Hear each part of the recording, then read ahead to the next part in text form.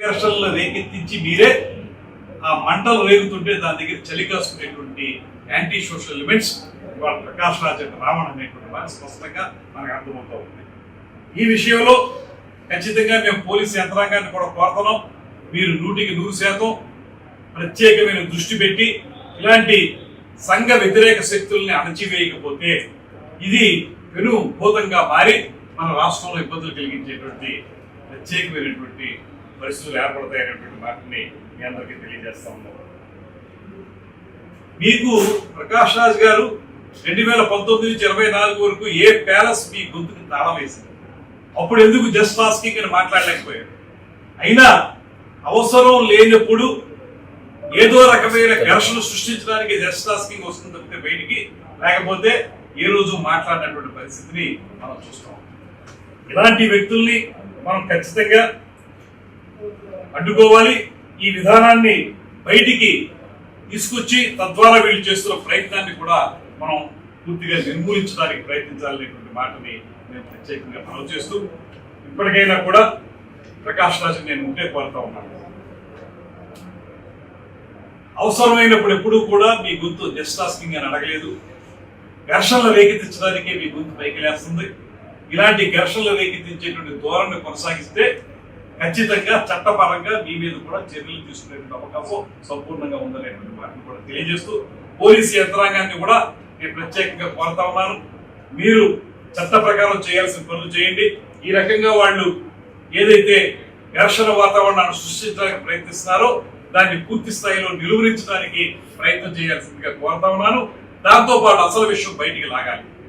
ఇవాళ మీరు చూస్తూ ఉంటే ప్రతి చిన్న సంఘటనలో కూడా పవన్ కళ్యాణ్ గారిని ఏదో రకంగా ఇరికించాలని, లేకపోతే కుల చట్రంలో ఆయన్ని బంధించాలని చేసే ప్రయత్నాలు ఏవైతే జరుగుతున్నాయో, అదేవిధంగా మతాల మధ్య గొడవ తీసుకురావాలని, కుల ఘర్షణలు తీసుకురావాలని రాష్ట్రంలో జరుగుతున్న ప్రయత్నానికి తాడేపల్లి ప్యాలెస్ ఏ రకంగా సహకరిస్తుంది, ఏ రకంగా అక్కడి నుంచి డైరెక్షన్ ఇస్తుంది, ఆ డైరెక్షన్ లో పాత్రదారులు ఏ రకంగా యాక్ట్ చేస్తున్నారు అనేటువంటిది స్పష్టంగా బయటికి తీయాల్సిన అవసరం ఉంది, ప్రజలకు తెలియజెప్పాల్సిన అవసరం ఉంది. పోలీసులు కూడా మేము ప్రత్యేకంగా కోరుతున్నాం, దీని మీద చట్టపరంగా మీరు ముందుకు వెళ్ళండి, తద్వారా నిజాన్ని ప్రజలకు తెలియజేయండి. శాంతియుత సమాజం కోసం అందరూ కలిసి ప్రయాణం చేద్దాం అనేటువంటి మాటని తెలియజేస్తాం. మీరు చెప్పండి, ఎవరైనా ప్రశ్నించవచ్చు అనేటువంటి మాటకి మాకు అభ్యంతరం లేదు. మీకు రాజ్యాంగం ఇచ్చిన హక్కు భావ ప్రకటన స్వేచ్ఛ. భావ ప్రకటన స్వేచ్ఛలో మీరు 100% ప్రశ్నించవచ్చు, లేకపోతే రాజకీయ పరంగా ప్రజాస్వామ్యయుతంగా మీరు మాట్లాడచ్చు. దేన్ని ఎవరు అడ్డుకోరు. మీరు చేసేటువంటి విమర్శలకు సమాధానం చెప్పడానికి కూడా మేము సిద్ధంగా ఉన్నాం. అంటే మీరు ప్రశ్నించడం అంటే బండబూతులు తిట్టడమా, నోటుకొచ్చేట్టు మాట్లాడటమా? ఆ రోజు రావణ ఆ వేదిక మీద, ఏలూరు వేదిక మీద ఏం మాట్లాడాడు మీరు అందరూ విన్నారు కదా. అదేవిధంగా ఇంతకు ముందు నుంచి మనం చూస్తే వైఎస్ఆర్సీపీ నాయకులు అందరూ ఏం మాట్లాడారో విన్నాం కదా. వాళ్ళందరూ ఏ రోజైనా సరే ప్రశ్నలాగా వేశారా? ఏ రోజైనా వారు విమర్శని సహేతుకంగా చేశారా? ఎప్పుడు కూడా విమర్శ దేని మీద చేసేవారంటే వాళ్ళు వ్యక్తిగత జీవితాల మీద విమర్శ చేశారు. రాజకీయపరమైన అంశాలు కానీ అభివృద్ధిపరమైన అంశాల మీద ఎప్పుడు కూడా వాళ్ళు విమర్శ చేయలేదు.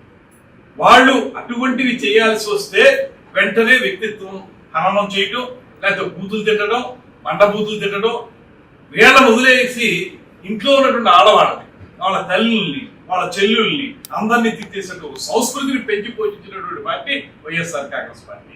అటువంటి సందర్భంలో ఒకటే మీ సమాధానం మీకు నేను ఇచ్చేది, ప్రశ్నించండి, నేను రెడీగా ఉన్నాం సమాధానం చెప్పడానికి. మీరు సహేతుకంగా మాట్లాడండి, ఆ విమర్శలకు సమాధానం చెప్పడానికి సిద్ధంగా ఉన్నాం.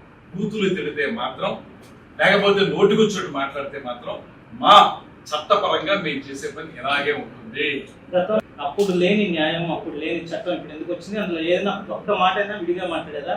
చెప్పు తీసుకుని వైసీపీ నాయకుల్ని ఏ విధంగా అయితే తిడుతూ పవన్ కళ్యాణ్ మాట్లాడారో సేమ్ అదే మాటలను ఉచ్చరించారన్నది వాళ్ళు చెప్తున్నారు sir. YCP party Ravana YCP పార్టీలో ఉన్నాడని కూడా మీకు ప్రశ్న కాదు. మొట్టమొదటి పాయింట్ వచ్చామండి. సరే, ఆయన ఒకవేళ ఆ పార్టీలో పైకి కనపడకపోయినా ముసుగేసుకున్నటువంటి వైఎస్ఆర్ కాంగ్రెస్ పార్టీ కావచ్చు, దాని నుంచి నేను అడిగేది ఒకటే, పవన్ కళ్యాణ్ గారు ఏనాడైనా ఇలాంటి భాషకి ఆయన శ్రీకారం చుట్టారా? మొట్టమొదట పత్రికా మిత్రులుగా మిమ్మల్ని నేను అడుగుతున్నాను, తీయండి బయటికి, మీ రికార్డ్స్ ఉంటాయి. ఏ రోజు కూడా ఆయన ఎప్పుడు కూడా స్వయంగా ఈ రకమైన భాషకి శ్రీకారం చుట్టలేదు. పదే పదే ఆయన్ని హింసించి నానా రకాల బూతులు మాట్లాడి సాక్షాత్తు ఆ రోజు ముఖ్యమంత్రి స్థానంలో ఉన్నటువంటి వైఎస్ఆర్ పార్టీకి చెందినటువంటి జగన్మోహన్ రెడ్డి గారు కూడా 3 పెళ్లిళ్ళని, కార్లు మార్చెట్టు పెళ్లాలను మారుస్తాడని ఇలాంటి మాటలు ఎన్నో మాట్లాడి ఆయన హింసించిన తర్వాత, అదే విధంగా ప్యాకేజ్ అని, ఆవలా అని ఇలా రకరకాల మాటలు వాళ్ళందరూ మాట్లాడి, దాన్ని నేను ఊరికే గౌరవప్రదంగా చెప్తున్నాను, బూతులతో మాట్లాడితే వాళ్ళు సహించి అల్లూరి సీతారామరాజు సినిమాలో చెప్పినట్లుగా సహించి ఒకనాటికి తిరుగుబాటు ఎలా వస్తుందో అలాగే ఒక రోజు అయినా ఇదే పిచ్చి మాటలు మీరు కొనసాగిస్తే మేము కూడా ఆ రకంగానే స్పందిస్తాం అనేటువంటి మాట చెప్పేటంటే, ఏనాడు కూడా ఆయన స్వయంగా తప్పుడు మాటలు ప్రారంభించలేదు, వాళ్ళు ప్రారంభించారు, అది వాళ్ళ సంస్కృతి.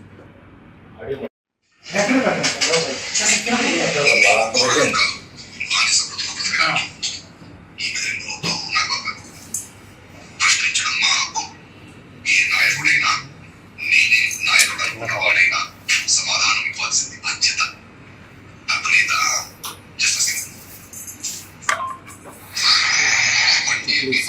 వాటిని ఎందుకు అరెస్ట్ చేయట్లేదు రేవంత్ రెడ్డి గారు కొందరు అమ్ముడు పోయిన కొందరికి అమ్ముడు పోయిన అంటే కొన్ని పార్టీలు కావచ్చు, లేదా కొంత మనుషులు కావచ్చు, అమ్ముడు పోయిన మీడియా కావచ్చు, సో కొందరికి అమ్ముడు పోయిన మీడియాకి అని ఎవిడెన్స్ సార్. ప్రజలకి నిజం తెలుసుకో సమాజపోతున్నాం, నిజం తెలుసుకోవాలన్న ప్రజలకి నిజం తెలుసుకోవాలన్న మీడియా మిత్రులకి మరియు కొందరికి అమ్ముడు మీడియా అంటే నిజం తెలుసుకోవడం మీడియా మిత్రులకు కొంచెం రెస్పెక్టబుల్ గా 30%కి నిజం తెలుసుకోవాలన్న మీడియా మిత్రులకి మరియు కొందరికి అమ్ముడు మీడియా కూడా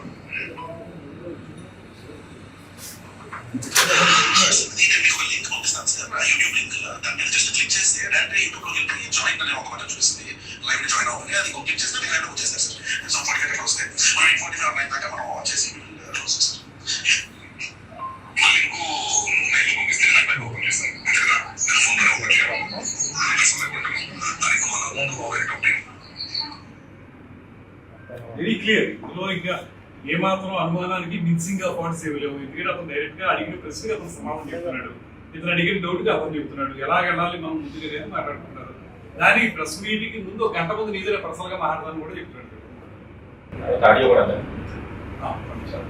అంటే సార్ ఒక మాట, ఇప్పుడు అతను మాట్లాడింది ఒకటి, దాంట్లో తప్పు ఒప్పదు, అది తర్వాత విషయం. కానీ రాష్ట్రంలో ఇప్పటివరకు 35 కేసులు ప్రతి పోలీస్ స్టేషన్లోనూ కేసులు నమోదు చేస్తున్నారు పార్టీ వాళ్ళు. రాజకీయ పరమైనటువంటి మైలేజ్ కోసం ఈ పని మాత్రం చేయలేదు. 100% ఈ రకమైనటువంటి విధానానికి ఎక్కడో చోట ఫుల్ స్టాప్ పడాలంటే చట్టపరంగానే వెళ్తాం. మేము వాళ్ళలాగా ఇష్టం వచ్చినట్లుగా అన్కాన్స్టిట్యూషనల్ గా పని చేయలేము. మేము కాన్స్టిట్యూషనల్ గానే పనిచేస్తాం, ఆ బౌండరీస్ లోనే పనిచేస్తాం. ఆ ప్రకారం మా జన సైనికులు, ఆవేదన చెందినటువంటి జన సైనికులు ప్రతి పోలీస్ స్టేషన్ లో కంప్లైంట్ ఇస్తున్నారు. కంప్లైంట్ ఇచ్చినప్పుడు న్యాచురల్ గా దానికి సంబంధించి చట్ట ప్రకారం ఏదో దాన్ని చేస్తున్నారు. ఒకవేళ చట్టం అక్కడ కోర్టు ఏ తీర్పు చెప్తుంది దాన్ని మేము అవలంబిస్తున్నాం కదా, దాన్ని మేము యాక్సెప్ట్ చేస్తున్నాం కదా. మళ్ళీ మా వాళ్ళు ఎవరైనా కంప్లైంట్ ఇస్తే దాని మీద పోలీసులు యాక్షన్ తీసుకుంటున్నారు, దాని మీద కోర్టుకు వెళ్తుంది, కోర్టు దగ్గర ఏం తీర్పు వస్తే తీర్పు తీసుకుంటున్నాం. ఇది ప్రజాస్వామ్యంగానే మేము చేస్తున్నాం. అంతేకాదు ఇంకో మాట మీకు చెప్పాల్సింది స్పష్టంగా, ఎక్కడా కూడా మేము ఎవరో ఒకళ్ళు ఏదో ఒకటి మాట్లాడుకోనేలే, బూతులు తిట్టేయలే, ఇంట్లో ఆడవాళ్ళని తిట్టేయనేముండే, లేకపోతే ఇంట్లో మన మనుషులందరినీ తిట్టేయనివ్వండి, లేకపోతే ప్రతి సందర్భంలో కూడా బూతులతోనే మేము ఖచ్చితమైనటువంటి విమర్శ చేస్తాం అనేటువంటి మాట వాళ్ళు చెప్తే మాత్రం ఇది ఇక ఏ మాత్రం కూడా సహించే ప్రసక్తి ఉండదు. దాంతోపాటు ఘర్షణలు తీసుకొచ్చేటువంటి వాతావరణం, ఇవాళ ఎక్కడో వచ్చేసి ఏలూరులో వచ్చి ఒక డయాస్ మీద రోడ్డు చుట్టూ మాట్లాడేస్తే ఇలా చూసుకుంటూ వెళ్ళిపోతే రానులో ఏమైపోతుంది, ఇదే సంస్కృతి కంటే అయిపోతుంది. ఎప్పుడైనా సరే ఇదే పద్ధతికి వెళ్ళిపోతాం. ఇంక అందరూ ఇదే అలవాటు చేసుకుంటారు, భావితరాలు కూడా ఇదే అలవాటు చేసుకుంటారు. ఇక రాజకీయాల్లో విలువలు ఏమున్నాయి, సిద్ధాంతాలు ఏమున్నాయి, లేదా సహేతుకైన విమర్శ ఏముంది? ఏనాడు కూడా భాష మంచిగా వాడాలనేటువంటిది ఏనాడు వాళ్ళలో లేదు. ఇప్పుడు ఇదే ప్రెస్ మీట్ లో మనం కూడా ఇంకో రకమైన భాష మాట్లాడవచ్చు. ఎందుకు మాట్లాడడం మేము? అది మా సంస్కృతి కాదు. ఖచ్చితంగా మేము ఏది చెప్పాలో అదే చెప్తాం, ఎలా చెప్పాలో అలాగే చెప్తాం. అది ఖచ్చితంగా ప్రజలే అర్థం చేసుకుంటారు.